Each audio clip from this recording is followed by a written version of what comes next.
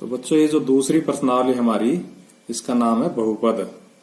और बहुपद को समझने से पहले हम बीजीय व्यंजक को समझेंगे। देखो ये मैंने जो लिख रखा है ये बीजीय व्यंजक है, 4x + 3y + 10। तो क्या होता है बीजीय व्यंजक, इसको देख करके आप आराम से सीख सकते हो कि कुछ चर राशियों, ये जो x और y ये चर राशि है, और अचर राशियों जैसे 4 है, 3 है और 10 है अचर राशि, इनकी बीजीय संक्रियाओं जो भी है प्लस माइनस गुणा भाग, उनसे बना हुआ जो ये हमें प्राप्त होता है राशि, इसको हम बीजीय व्यंजक कहते हैं। इस बीजीय व्यंजक में जो चर राशि होती है उसकी अधिकतम घात को ही बीजीय व्यंजक की घात कहते हैं। चर राशि की अधिकतम घात।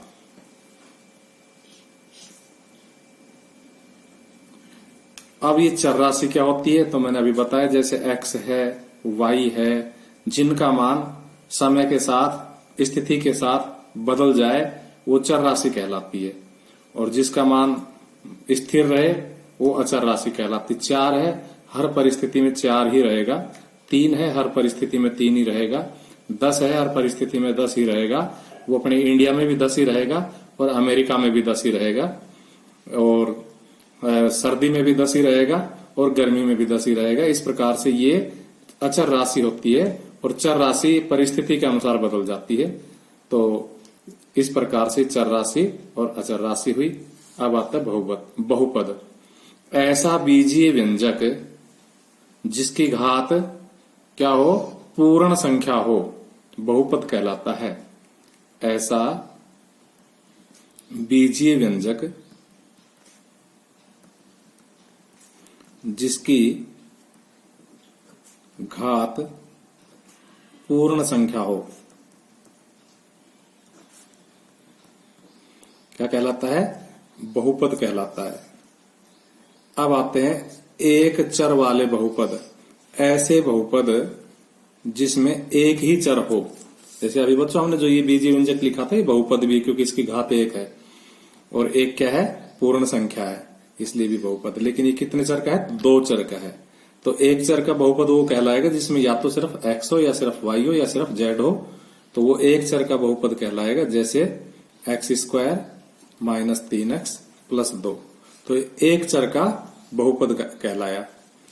उसके बाद आता है शून्य बहुपद। तो अचर बहुपद जो 0 होता है उसको हम शून्य बहुपद कहते हैं, यानी कि इसका एकमात्र यही एग्जाम्पल है। अचर बहुपद जो 0 होता है इसको हम शून्य बहुपद कहते हैं, और शून्य बहुपद की घात है वो परिभाषित नहीं है। और एक अचर बहुपद की घात कितनी होती है, शून्य होती है, लेकिन वो शून्यतर होना चाहिए। वो अचर बहुपद शून्यतर का मतलब शून्य के अलावा होना चाहिए। अब आते हैं बच्चों रैखिक बहुपद पे। तो वो बहुपद जिसकी घात कितनी हो, 1 हो, रैखिक बहुपद कहलाता है। एक घात का बहुपद रैखिक बहुपद कहलाता है।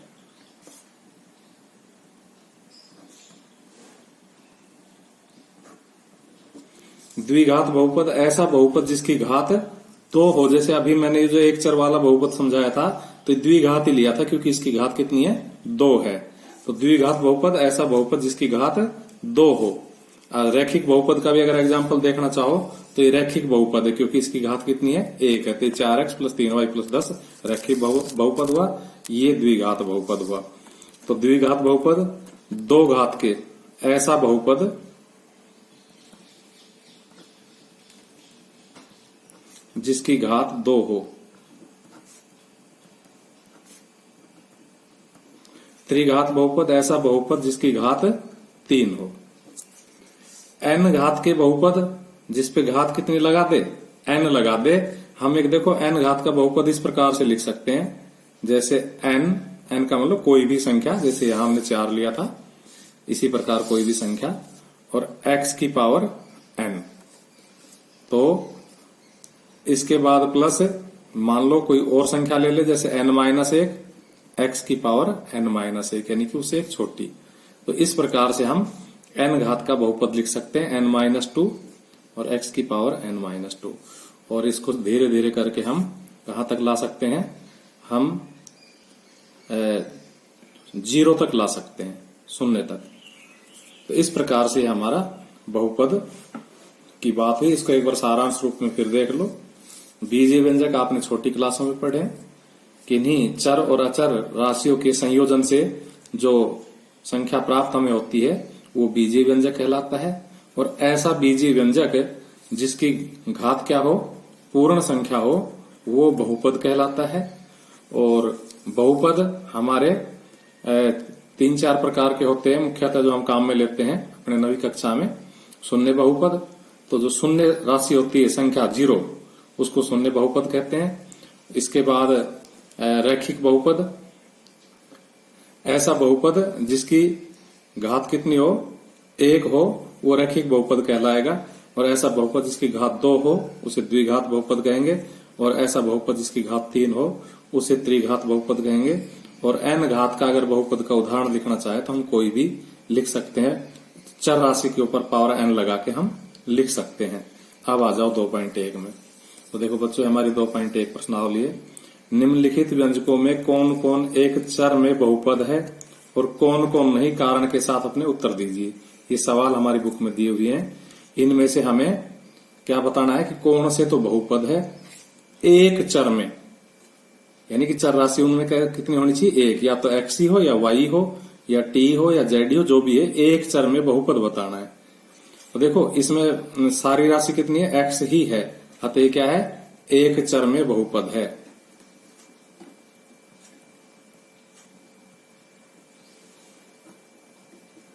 दूसरे में देखो एक ही चर है सिर्फ y, इसलिए ये भी एक चर में बहुपद है।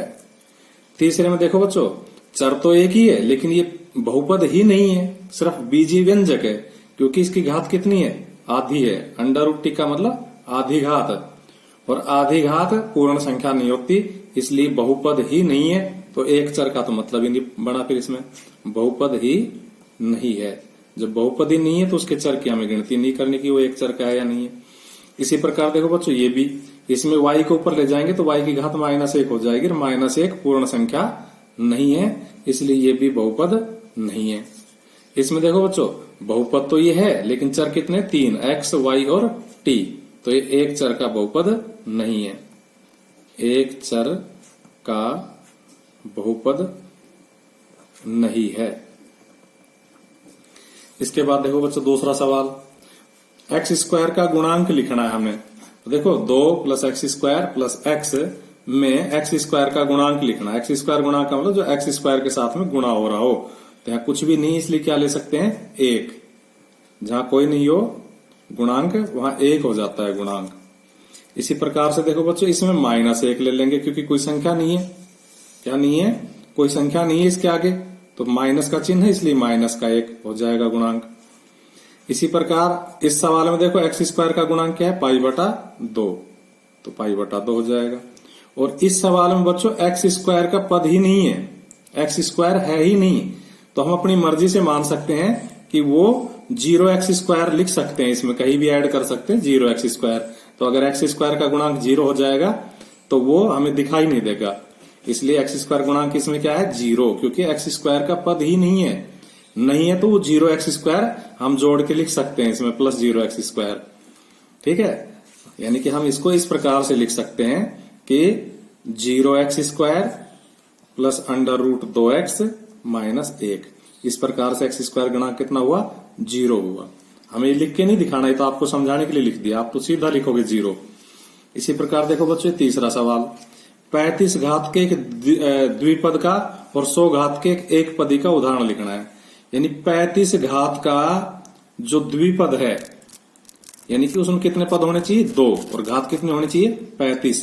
तो हम देखो बच्चों अंक कोई भी लगा सकते हैं, 5, 7, 9, और चर राशि कोई भी ले सकते हैं अपनी मर्जी से x, लेकिन इस पे घात कितनी लगानी है, 35। लेकिन ये कितना होना चाहिए, द्विपद। अब इसमें एक पद और लिखना है, तो एक पद कुछ भी लिख लो, -6 x की पावर कुछ भी लगा दो, क्योंकि अब इसकी घात 35 बन चुकी है। यहाँ x की घात से 20 लगाओ, 10 लगाओ, 34 लगाओ, 35 से छोटी लगानी है, तो मान लो हमने लिख दिया 34। तो एक उदाहरण हो गया, बच्चों ये सबका अपना अपना अलग अलग उदाहरण हो सकता है, क्योंकि सब अपने दिमाग से लिखेंगे। इसी प्रकार से दूसरा है 100 घात का एक पद, यानी सिर्फ एक पद बनाना है और उसकी घात कितनी होनी है, 100 होनी है। तो हम क्या लिख सकते हैं, हम कुछ भी लिख ले, जैसे 9 लिख ले, चरराशि x ले ले, y ले ले, कुछ भी ले ले, हमने y ले ली मान लो। अब इसकी घात कितने लगा देंगे, 100। तो ये एक पद ही हो गया, क्योंकि इसमें अगर आगे प्लस माइनस कर देंगे तो 2 पद हो जाएंगे आंसर। इसके बाद आगे बढ़ते हैं। तो बच्चों देखो इसका 5वां सवाल देखो, तीसरे के बाद ये चौथा होगा, 5वां गलती से लिख रखा होगा। चौथा सवाल, निम्न में रैखिक बहुपद बताओ। तो बच्चों देखो अभी हमने परिभाषा बताई थी, बताया था रैखिक बहुपद वो बहुपद होता है जिसकी घात 1 हो, तथा द्विघाती व त्रिघाती बहुपद भी बताओ। यानी कि इन जो हमारे सामने सवाल लिखे हुए हैं, इन सारे सवालों के सामने वो जोन सा है वो ही लिखना है। जो रैखिक है उसके सामने रैखिक लिख देंगे, जो द्विघाती उसके सामने द्विघाती लिख देंगे, जो त्रिघाती उसके सामने त्रिघाती लिख देंगे। तो इस प्रकार से हम पहले सवाल को देखते हैं। तो देखो इसमें अधिकतम घात कितनी है, 2, तो इसके सामने लिख देंगे द्विघाती। उसके बाद दूसरा सवाल, इसमें देखो अधिकतम घात कितनी है, 3, तो इसकी घात कितनी हो जाएगी, 3, त्रिघाती। इसमें देखो अधिकतम घात कितनी है, 2, इसलिए ये क्या हो जाएगा, द्विघाती। उसके बाद इसकी अधिकतम घात कितनी है, 1, अतः ये रैखिक हो जाएगा, क्योंकि इसकी घात 1 है तो रैखिक। इसकी घात भी बच्चों कितनी है, 1, टी की घात 1 है, अतः ये भी क्या है, रैखिक। उसके बाद इसकी घात कितनी बच्चों, 2, इसलिए क्या है, द्विघाती। और बच्चों इसकी घात कितनी है, 3, इसलिए ये त्रिघाती। अधिकतम घात देखनी है और उत्तर लिखना है। इस प्रकार हमारी 2.1 समाप्त हुई। अब हम आ जाते हैं आगे, थोड़ा सा आगे बढ़ते हैं। तो अब हम आते हैं बहुपद के शून्यक। तो इसमें हमारा पहला जो बिंदु बनता है, बहुपद के शून्यक की परिभाषा बताते पहले। तो अगर किसी बहुपद में हम चर राशि का ऐसा मान प्रतिस्थापित कर दे कि उस बहुपद की वैल्यू 0 हो जाए, 0 आ जाए, तो वो बहुपद का शून्यक कहलाएगा। किसी बहुपद में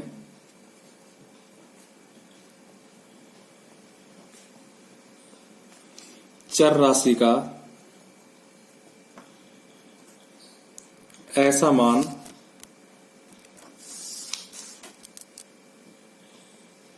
रख दे जिससे बहुपद का मान 0 हो जाए,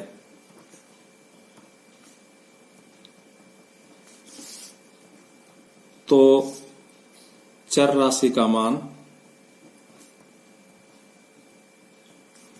बहुपद का शून्यक कहलाएगा।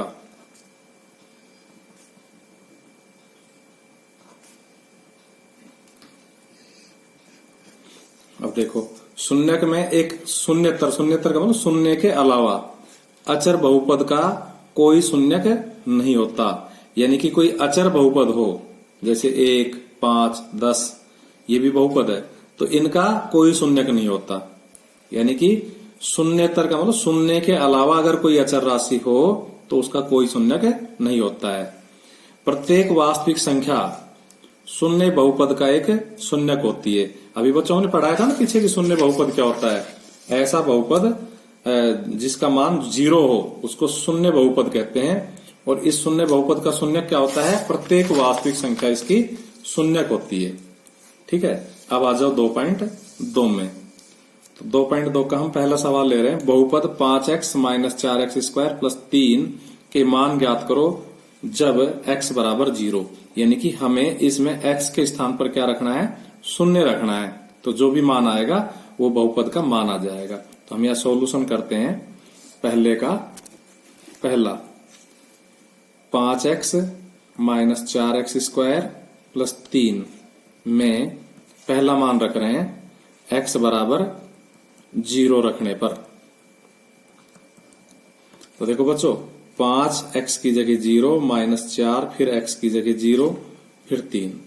तो इस तरह से 5 को 0 से गुणा करेंगे तो 0, और 0 का स्क्वायर 0, 0 को 4 से गुणा करेंगे तो 0 प्लस 3 बराबर, देखो 0 तो हट ही जाएगी, क्या रह जाएगा 3।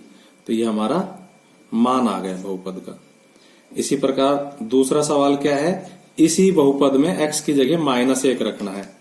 तो 5x -4x स्क्वायर प्लस 3 में x बराबर -3 रखने पर। तो देखो x की जगह -3 नहीं बच्चों, -1 रख पाया है। ठीक है, वैसे -3 से कर लेते, लेकिन यहां पर देखो -1 रखवाया है, तो हम -1 रखेंगे। तो देखो 5x की जगह -1 -4, फिर x की जगह -1 प्लस 3।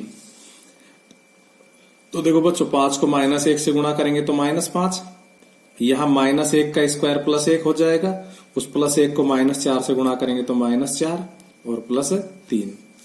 इस प्रकार बच्चों देखो ये तो आ जाएगा -5 -4 -9, ये +3, तो कितना आ जाएगा -6 आंसर।